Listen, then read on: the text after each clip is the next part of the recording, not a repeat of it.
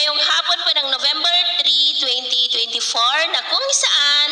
sa ngayon po ay iba't ibang weather system ang umiiral po ngayon dito sa ating bansa. Mayroon pa ring amihan dito sa northern part ng Northern Luzon. Easterlies pa rin sa silangan ng ating bansa at ang sama ng panahon na ating binabantayan sa labas ng ating area of responsibility na nasa layo po ngayon ng 1,240 km east ng Surigao del Norte na nagbabanta na po yan na papasok sa ating area of responsibility bukas at kung maging bagyo ay tatawagin sa local name na Bagyong Mars na banta ulit dito sa ating bansa, lalo na po dito sa Northern Luzon. Pero hindi pa rin po inaalis ang posibilidad na kikilos yan pababa dahil sa presensya ng amihan sa taas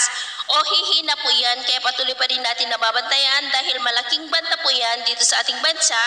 hanggang po sa hindi tuluyang nalulusaw. At ito naman ay pinapakita ng forecast model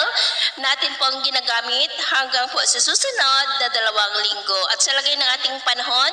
ngayong hapon ay maulap ang kalangitan with isolated rain sa malaking bahagi ng Mindanao, Kabisayaan, Southern Luzon, Quezon, Batangas, ilang bahagi ng Central Luzon at ilang bahagi lamang ng Northern Luzon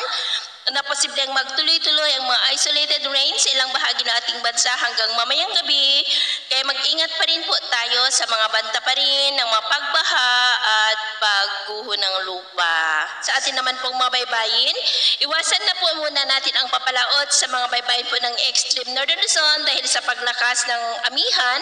ay maalon na po dyan na posibleng ang mga alon ay posible po na aabot hanggang sa 2 to 4 meters height. Kaya hanggat maaari ay iwasan na muna natin ang papalaot dyan sa mga may kulay pula para mas makaiwas sa mga sakunang